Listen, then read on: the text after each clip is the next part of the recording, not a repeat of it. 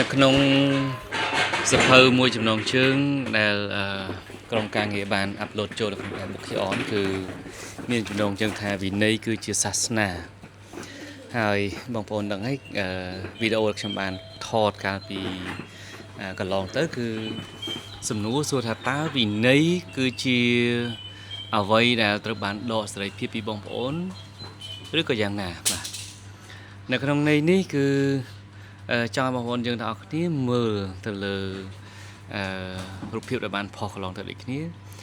តើវិន័យវាត្រូវតែធ្វើអ្វីប្រកបដោយភាពឥតខ្ចោះហ្នឹងឬមួយក៏វាជាអ្វីដែលបងប្អូនត្រូវតែធ្វើកុំបោះបង់ជាបន្តបាទអញ្ចឹងបងប្អូនអរគ្នាអាចជួយបញ្ចេញមតិយោបល់តើមួយណាគឺជា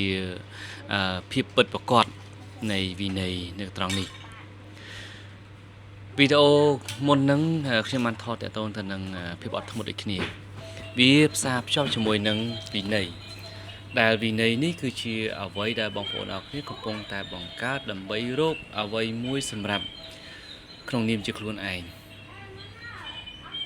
នៅក្នុងវិន័យនៅក្នុងសភៅវិន័យគឺជាសាសនាឬក៏វិន័យគឺជាវាសនាបាទកន្លែងនោះគឺជាអ្វីដែលបងប្អូនអរគ្នាត្រូវតែរៀនសូត្រតើវាពិតជារបៀបនៅក្នុងការដកសេរីភាពចេញពីជីវិតរបស់បងប្អូនឬមកក៏វាគឺជាអ្វីដែលបានបង្កើនបាទសេរីភាពជូនបងប្អូនទៅវិញទេនោះបាទចឹងបើសិនជាចង់ជៀបច្បាស់បាទកុំភ្លេចធ្វើការ download app Book On ទៅស្ដាប់សភៅបាទវិន័យគឺជាវាសនាឬក៏វិន័យគឺជាសាសនានោះផ្ទាល់នៅក្នុង app Book On របស់យើង download ឥឡូវនេះបាទមានសភៅ free ជូនបងប្អូនអរគ្នា7ចំណងជើងបូកបន្ថែមជាបន្តតាមឱកាសនៃការផ្ដល់ជូនបាទអរគុណ